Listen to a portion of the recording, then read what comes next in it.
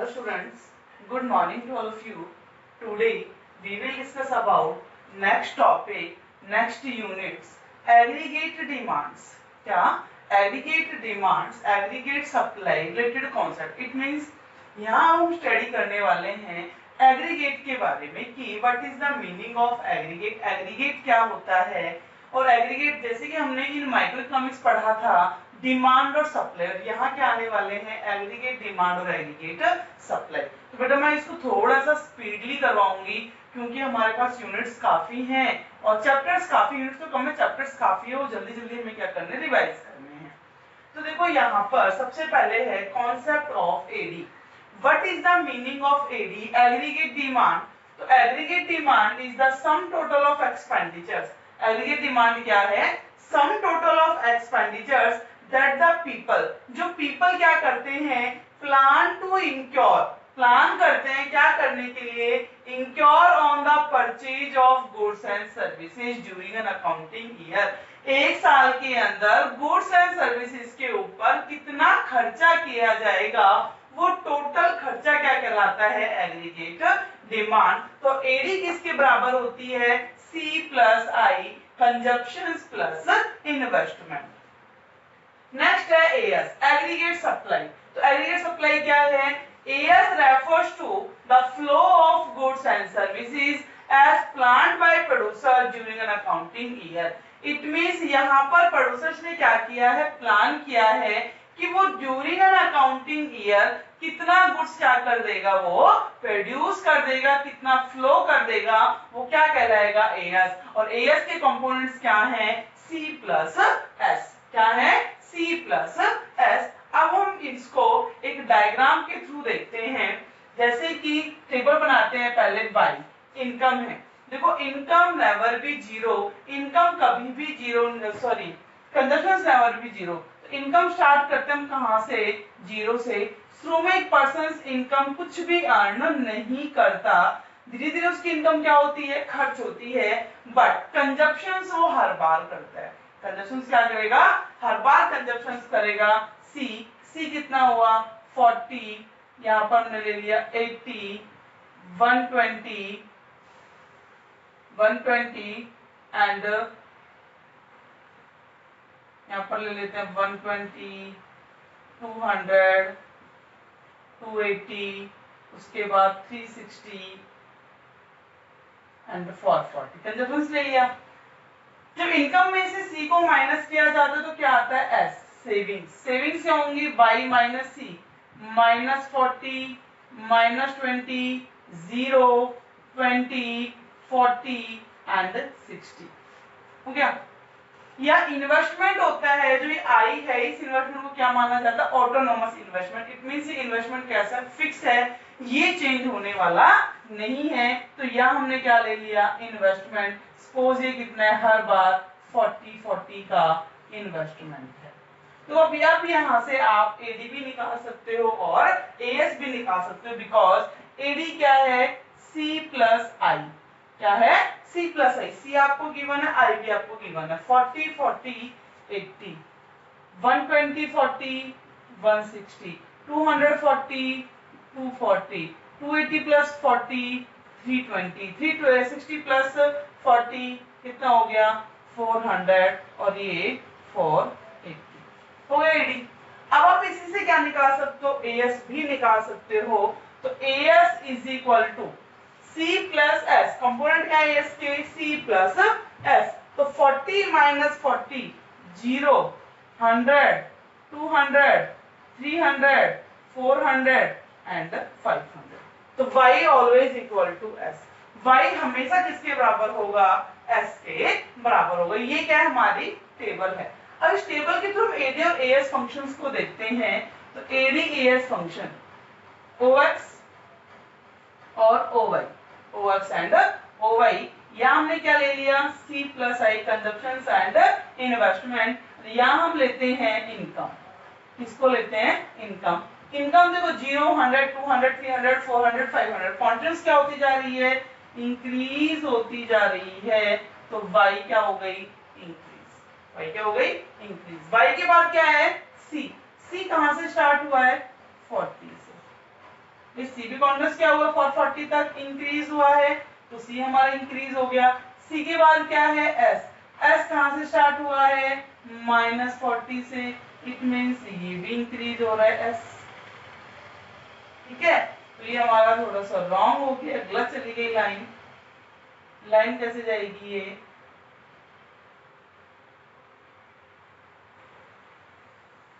ये हो गया हमारा एस। क्लियर हो गया।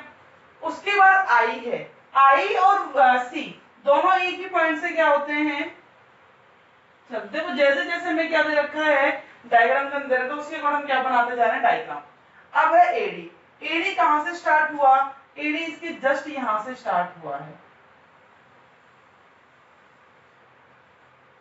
एडी, एडी और सी के बीच का डिफरेंस कैसा होता है पैरेलल होता है। देखो जहां से कट करते हैं वो पॉइंट, पहले सी ने इंटरसेक्ट किया इसको इस वाले पॉइंट पर, तो यहाँ क्या था C is equal to Y, इस पॉइंट को बोलते हैं हम क्या, जहां पर लिख लेंगे सीधा C is equal to Y क्या है ब्रेक इवन पॉइंट।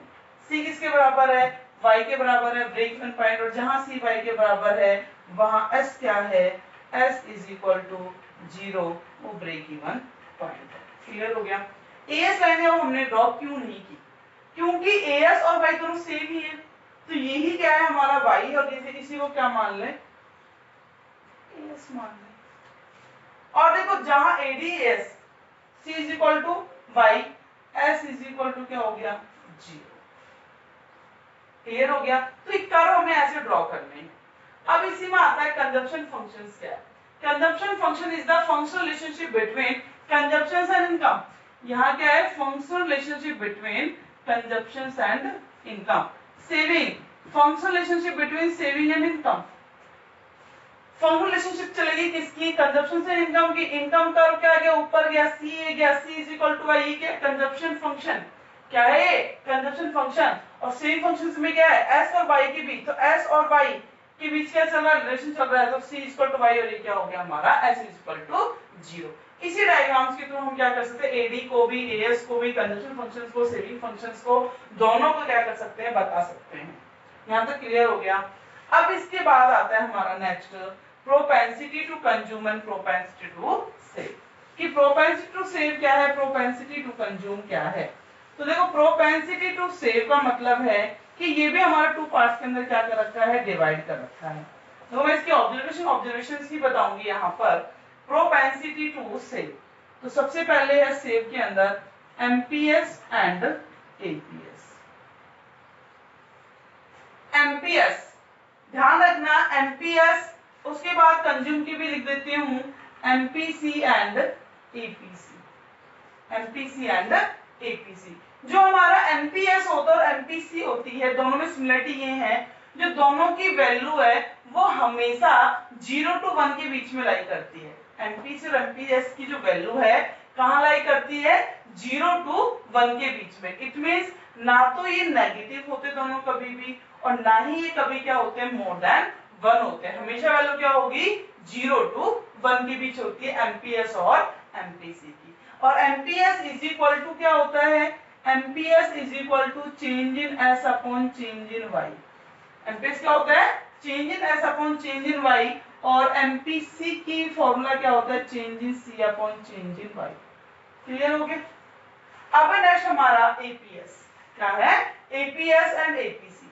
एपीसी पहले लेते हैं APS average propensity to save. तो एपीएस किसके बराबर होता है APS is equal to S upon Y saving upon income. किसके बराबर होता है सेविंग्स अपॉन इनकम। बट ध्यान रहे एपीएस में भी देखो 1 by 1 बता रही हूं एपीएस में भी नेगेटिव। एपीएस क्या हो सकता है नेगेटिव हो सकता है when savings is negative। APS में भी 0 when saving is 0। एपीएस 0 भी हो सकता है क्योंकि जब सेविंग 0 है तो वो 0 ही होगा। एपीएस पॉजिटिव भी हो सकता है मतलब कि लेस देन 1 हो सकता है, but APS never be equal to 1 और मोर देन 1। जो एपीएस है वो ना तो कभी इक्वल टू 1 होता है और ना ही कभी वो मोर देन 1 होता है। ध्यान रखना जो एपीएस है क्या नहीं हो सकता APS never be equal to 1 और नेवर बी मोर देन 1। ना तो कभी ए 1 के इक्वल होता है, ना ही कभी 1 से ज्यादा होता है एपीएस। इट मीन और कुछ भी हो सकता है, 0 हो सकता है, नेगेटिव हो सकता है, लेस देन 1 हो सकता है। अब है हमारा एपीसी। एपीसी किसके बराबर होता है? एवरेज प्रोपेंसिटी टू कंज्यूम, तो C upon Y. Average propensity to consume क्या है? C upon Y. तो ये किसके बराबर होता है? एपीसी क्या होता है? तो देखो एपीसी के अंदर एपीसी नेवर बी नेगेटिव। ध्यान रखना, एपीसी कभी भी नेगेटिव नहीं होगा, क्योंकि ये सी अपॉन वाई का क्या है, ये सी अपॉन वाई का क्या है, डिवाइड करके आया हुआ है। तो देखो सी नेवर बी नेगेटिव, सी कहीं नेगेटिव आया नहीं आया, never be APC zero, zero भी नहीं होगा, क्योंकि सी जब जीरो नहीं है तो एपीसी भी क्या नहीं होगा, कभी जीरो नहीं होगा। एपीसी इक्वल टू 1 हो सकता है, बिल्कुल हो सकता है, 200 अपॉन 200 कितना आ गया? 1। 120 अपॉन 100 कितनी वैल्यू आ गई? 0.12। It mean sorry 1.2। More than 1 हो सकता है, बिल्कुल हो सकता है। कि आपकी इनकम 100 अर्न करोगे, आप 120 रुपए खर्च कर सकते हो, बिल्कुल कर सकते हो। कहीं से लोन ले लोगे, 120 पे आप खर्च कर सकते हो।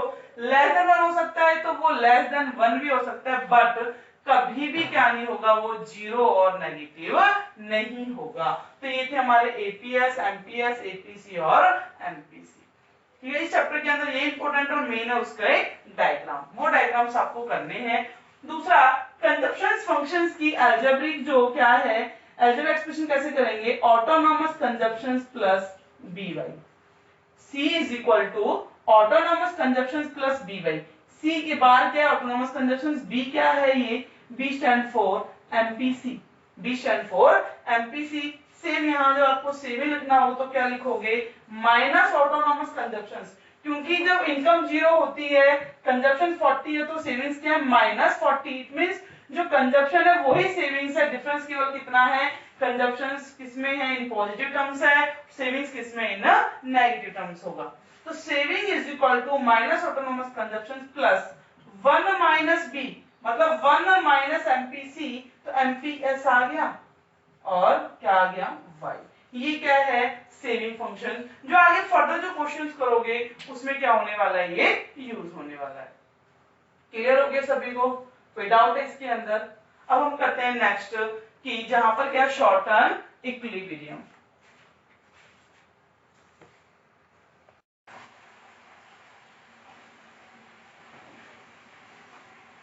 अब नेक्स्ट है हमारा aggregate demand, approaches of aggregate demand and aggregate supply.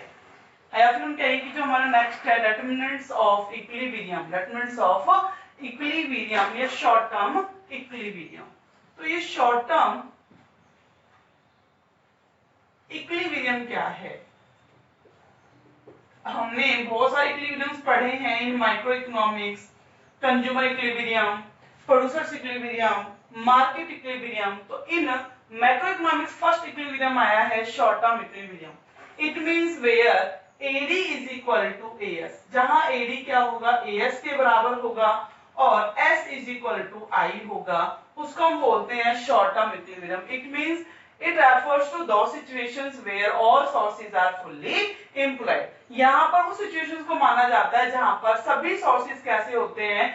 Fully employed होते हैं। नोबडी विल बी अनएम्प्लॉयड, कोई भी अनएम्प्लॉयड नहीं होता, ये माना जाता है। तो इसको टू अप्रोचेस के थ्रू क्या किया जाता है? स्टडी किया जाता है। First approach AD and AS approach, second is S equal to I। ऐसा क्यों होता है? Because AD is equal to AS। AD के कंपोनेंट्स क्या है? C plus I। AS के कंपोनेंट क्या है? C plus S। C से C कैंसिल हो गया तो क्या हो गया? I is equal to S। इसीलिए इसको कहा जाता है जहां AD AS के बराबर होगा वहां I भी किसके बराबर होगा? S के बराबर होगा। इन टेबल हम देखते हैं, देखो यहां पर इस पॉइंट पर देखो AD is equal to AS है, AD is equal to AS है और S is equal to I है। S is equal to I जहां है वही AD किसके बराबर होगा? AS के बराबर होगा। तो इसको थोड़ा डायग्राम हम देखते हैं।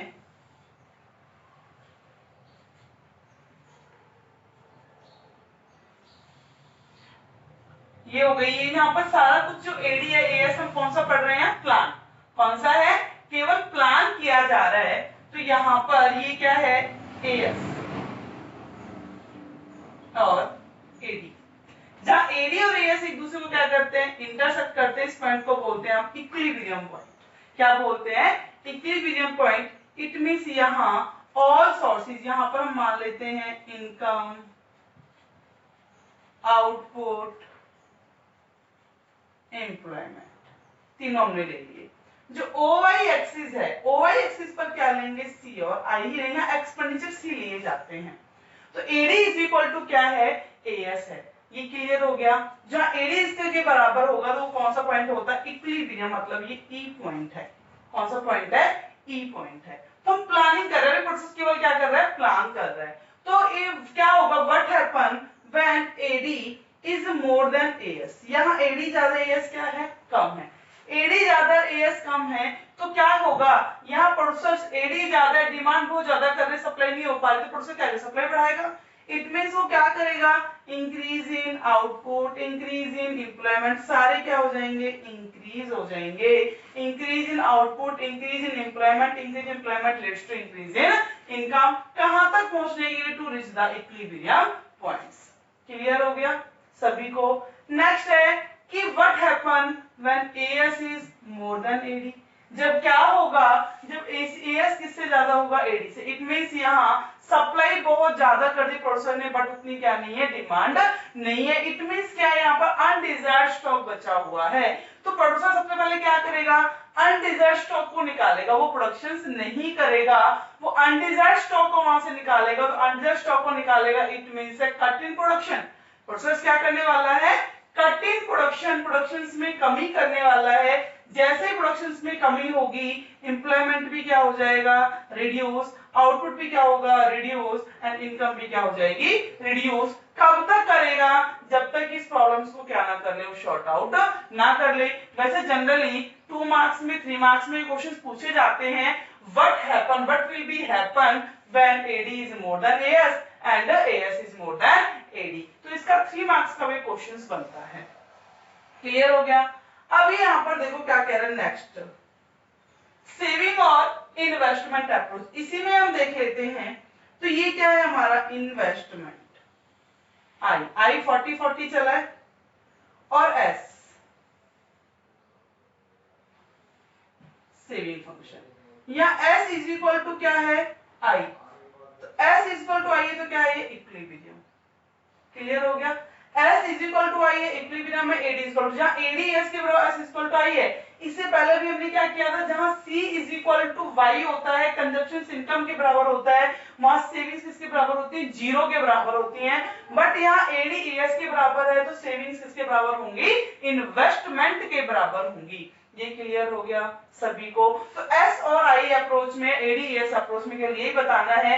अगर यहाँ पे आ जाता है what happen when S is less than I, savings कम है, I क्या है, इन्वेस्टमेंट ज्यादा, तो क्या होगा, increase in income, increase in output, increase in employment, सभी को बढ़ा दो। अगर S क्या है, यहाँ पर इज मोर देन I है, ठीक है, S क्या है, ज्यादा I से, तो क्या होगा, आउटपुट में कमी करो, एम्प्लॉयमेंट में कमी करो, और इनकम के अंदर क्या कर दो, आप कमी कर दो। क्लियर हो गया सभी को।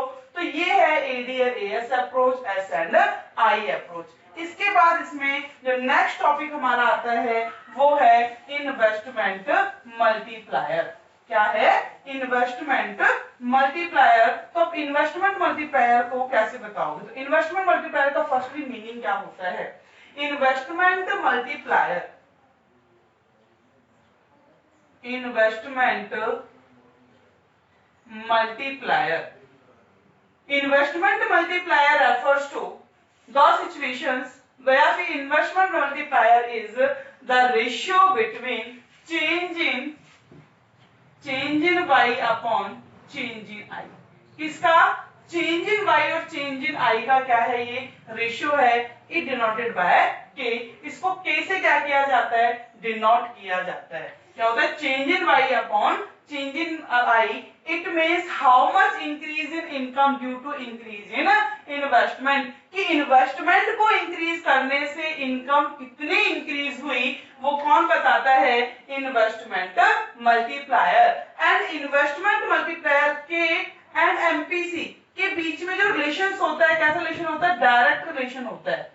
रिलेशंस कैसा है, डायरेक्ट रिलेशन, कि इफ के इंक्रीज, इन्वर्स मल्टीप्लायर बढ़ रहा है तो एमपीसी भी इंक्रीज। तो पहले हम एमपीसी से लेते हैं, if MPC increase K is also increase, MPC decrease, K is also decrease। क्यों? MPC का मतलब होता है कि बढ़ी हुई इनकम में से हम क्या कर रहे हैं, खर्च कर रहे हैं। आप जितना ज्यादा खर्च करोगे उतना ही दूसरे पर्सन की क्या बनने वाली है, इनकम, उतना ही क्या होगा, सर्कुलेशन बढ़ेगा किसका, मनी का। जितना सर्कुलेशन हमारा इंक्रीज होगा उतना ही क्या बढ़ेगा, इन्वेस्टमेंट। इन्वेस्टमेंट बढ़ने से क्या बढ़ेगी, इनकम बढ़ेगी। क्लियर हो गया। तो के एंड एमपीसी में कैसा रिलेशन है, डायरेक्ट रिलेशन है। के एंड एमपीएस, के एंड एमपीएस में कैसा रिलेशन है, इनडायरेक्ट रिलेशन।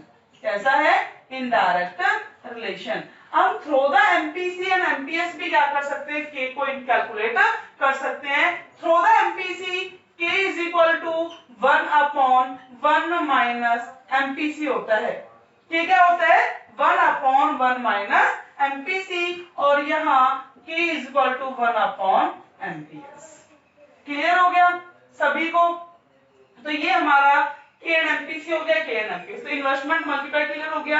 इन तीनों फॉर्मूले से, फर्स्ट ये, सेकंड एंड ये थर्ड, इन तीनों फॉर्मूले की हेल्प से हम क्या कर सकते हैं, इसको सॉल्व कर सकते हैं।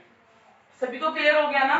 अब इसी में आता है हमारा इन्फ्लेशन और डिफ्लेशन क्या है। नेक्स्ट वाला चैप्टर क्या है, इन्फ्लेशन डिफ्लेशन। केवल हमें डायग्राम बताना है आपको, कॉजेज हैं और उसके कॉन्सिक्वेंस हैं, वो आप सभी कर सकते हो। कॉजेज हैं वो तो आपको क्या लर्न करने की चीजें हैं। मैं इसमें इन्फ्लेशन डिफ्लेशन बता देती हूँ, थोड़ा डायग्राम, आप उसको कैसे बताओगे। तो सबसे पहले हम लेते हैं inflation. What is the meaning of inflationary gap है, inflation when AD is more than AS at the level of full employment equilibrium। देखो जहां पर AD किससे ज्यादा हो, AS से बराबर हो, AS से सॉरी ज्यादा हो, तो वहां क्या होता है हमारा इन्फ्लेशन। यहां हमने क्या ली, वही सेम लेंगे, इनकम, एम्प्लॉयमेंट और आउटपुट। यहां हमने क्या लिया, C प्लस आई। क्या है ये, Y, AS, AD। यहां क्या है, दोनों इक्विलिब्रियम है, AD is equal to AS। General price level कब बढ़ते हैं, ये तो प्लान्ड है, तो एक्चुअली में एग्रीगेट डिमांड क्या हो जाए, हमारी इंक्रीज हो जाए। ये AD यहां पर क्या हो गई, हमारी इंक्रीज हो गई, एक्सेस। देखो भाई हमारी कैपेसिटी तो ये है, मैंने भी बताया था, जहां ADS का बराबर होती है हम क्या मानते हैं, here all sources are fully employed. सारे सोर्सेज ही फुल्ली एम्प्लॉयड है। अब आगे हमारे पास सोर्स अवेलेबल नहीं है, फिर भी एडी क्या हो गई, इंक्रीज हो गई। It means it create inflationary gap. किसको क्रिएट कर दिया इसने, इन्फ्लेशनरी गैप को क्या कर दिया, क्रिएट कर दिया। तो इन्फ्लेशनरी गैप हो गया when AD is more than AS. AD is more than AS. ये लाइन पक्का लिखना, at the level of full employment equilibrium, at the level of full employment equilibrium. ठीक है। अब डिफ्लेशन, तो AD is less than AS at the level of full employment.